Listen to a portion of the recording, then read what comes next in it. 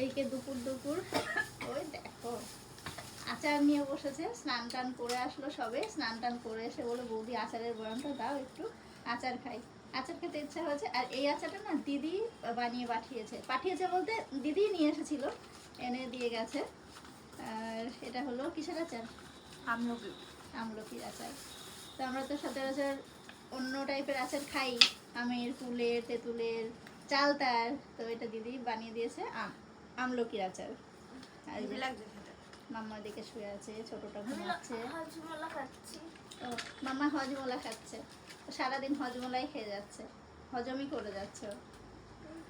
দুপুরবেলা বসে বসে এখন আমি আচার খাচ্ছি। তোমাদের সামনে আজকে সকালবেলা আসা হয়নি, দেখো আস্তে আস্তে দুপুর হয়ে গেল।